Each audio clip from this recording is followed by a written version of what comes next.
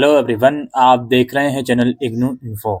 और आज की इस वीडियो में हम बात करेंगे बीए ऑनर्स या बीए मेजर साइकोलॉजी प्रोग्राम के बारे में। इस प्रोग्राम के एडमिशन प्रोसेस के बारे में और कुछ ब्रीफ में हम कोर्स का स्ट्रक्चर भी डिस्कस करेंगे।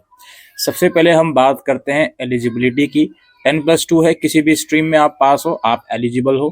फीस स्ट्रक्चर की बात करते हैं, 5500 रुपये फीस जाएगी फर्स्ट ईयर में। इसमें 500 रुपये और ज़्यादा जा सकते हैं फर्स्ट ईयर में रजिस्ट्रेशन और डेवलपमेंट फीस के हिसाब से। बाकी सेकंड और थर्ड ईयर में 5500 रुपये फीस जाती है। ये एडमिशन फीस मैंने आपको बताई है। अभी कुछ मिनट्स बाद एग्जामिनेशन फीस की भी बात करूंगा। तो पहले हम बात करते हैं ये बीए ऑनर्स साइकोलॉजी और ये बीए मेजर साइकोलॉजी क्या है। दोस्तों, ये दोनों कोर्सेज अलग अलग हैं। अगर आप बीए ऑनर्स साइकोलॉजी चूज करते हो तो ये प्रोग्राम 3 साल का है केवल।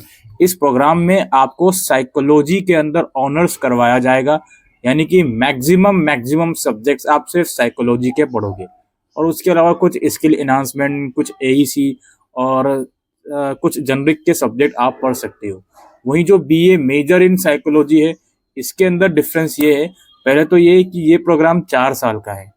3 साल करके भी आप इस प्रोग्राम को छोड़ सकते हो, कोई दिक्कत नहीं है। 3 साल करके छोड़ोगे तो बीए मेजर इन साइकोलॉजी की डिग्री मिलेगी। और अगर आप चाहते हो साइकोलॉजी में ऑनर्स करो तो आप 4th ईयर में भी जा सकते हो। और इस प्रोग्राम का जो स्ट्रक्चर है वो कुछ इस प्रकार अलग है। आपको एडमिशन के बाद साइकोलॉजी के साथ साथ एक माइनर सब्जेक्ट भी चूज करना पड़ेगा एडमिशन लेते समय, जो आपका थ्रू आउट योर ग्रेजुएशन चलेगा। लेकिन as compare to major psychology subject, minor के सब्जेक्ट आप कम पढ़ोगे। ठीक है, तो ये मेजर डिफरेंस है बीए ऑनर्स साइकोलॉजी में और बीए मेजर इन साइकोलॉजी में। अगर आपको सिर्फ साइकोलॉजी सब्जेक्ट में इंटरेस्ट है, उसके अलावा आप कोई दूसरा सब्जेक्ट लेना नहीं चाहते, तो आप ऑनर्स की तरफ जाइए।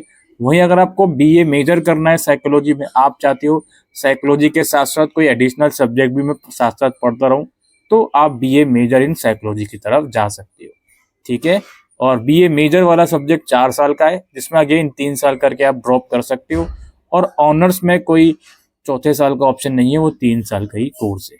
ये कोर्स का स्ट्रक्चर ब्रीफ में मैंने आपको समझा दिया। नाउ अब इसका हम इवैल्यूएशन सिस्टम की बात करते हैं।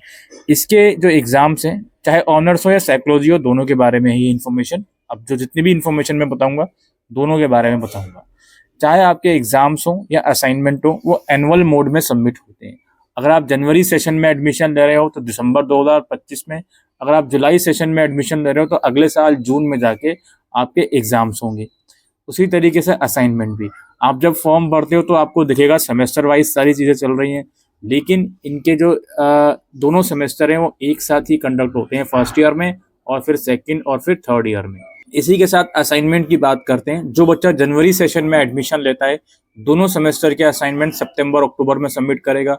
और जो बच्चा जुलाई सेशन में एडमिशन लेता है, दोनों सेमेस्टर के असाइनमेंट एक साथ मार्च अप्रैल में सबमिट करेगा। दोस्तों, इग्नू के जो असाइनमेंट हैं वो स्टडी सेंटर में सबमिट होते हैं। जब आप इग्नू का एडमिशन फॉर्म भरते हो तो एक उसमें स्टडी सेंटर आप चूज करते हो, ठीक है, और एक रीजनल सेंटर। जो भी आपने स्टडी सेंटर चूज करा होता है वहीं पर आप लोगों को असाइनमेंट सबमिट करने होते हैं। अब वो ऑनलाइन होंगे या ऑफलाइन होंगे, वो डिपेंड करता है जिस भी सेशन में आपको सबमिट कर रहे हैं उस सेशन में क्या गाइडलाइंस आपके रीजनल सेंटर ने पब्लिश करी है।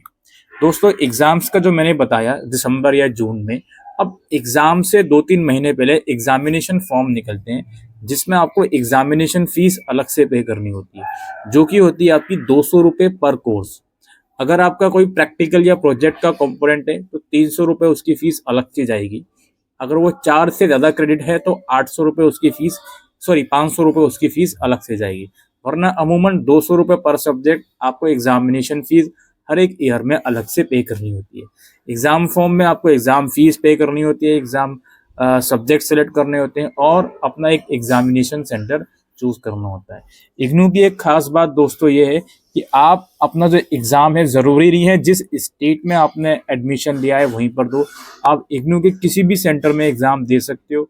ऑल ओवर कंट्री जो भी एग्जाम सेंटर्स अवेलेबल है। कंडीशन ये है जितना जल्दी फॉर्म भरोगे उतने ज्यादा चांस होंगे जो सेंटर आपने ऑप्ट करा है वही आपको अलॉट हो।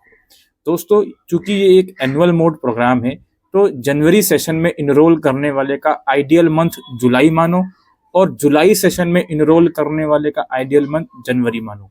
ये आइडियल मंथ मैंने किन चीज़ों के लिए बताया है? ये बताया है मैंने स्टडी मटेरियल और क्लासेस के लिए। इस टाइम तक आपके क्लासेस और स्टडी मटेरियल आ जाना चाहिए। अगर नहीं आता तो स्टडी मटेरियल के लिए आप पहले अपने रीजनल सेंटर और फिर मैदानगढ़ वाले कैंपस से कांटेक्ट कीजिए। और क्लासेस की भी जानकारी इस मंथ तक अगर आपके पास रिसीव नहीं होती तो अपने स्टडी सेंटर में फिजिकली कांटेक्ट कीजिए।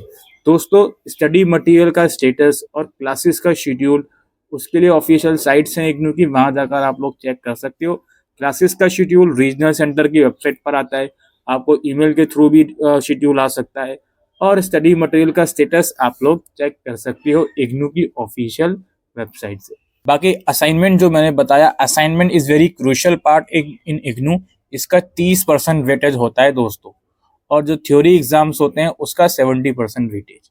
तो इन चीज़ों को ज़रूर से ध्यान में रखते हुए चलें। असाइनमेंट एडमिशन लेने के बाद असाइनमेंट धीरे धीरे करके बनाना स्टार्ट करें। जब आप जिस भी सेशन में एडमिशन लेते हो, ऐसी हायर पॉसिबिलिटीज हो सकती हैं कि उस टाइम आपके कोर्स के असाइनमेंट आए ना हो। तो कोई भी घबराने या परेशान होने वाली बात नहीं है। असाइनमेंट टाइम के साथ अपलोड कर दिए जाते हैं वेबसाइट पर। ऑलराइट, और ये जो कोर्स मैंने बताया है ये इंग्लिश और हिंदी दोनों ही मीडियम में ऑफर किया जाता है। तो एज पर योर कंफर्ट आप इसकी जो एक्टिविटीज़ है, एग्जाम्स, असाइनमेंट, वो कर सकते हो। ऑलराइट, तो यही इन्फॉर्मेशन साइकोलॉजी प्रोग्राम से रिलेटेड हम इस वीडियो के अंदर डिस्कस करने आए थे। उम्मीद करता हूँ ये वीडियो आपको यूजफुल लगी हो, तो वीडियो को शेयर कीजिएगा। Thank you.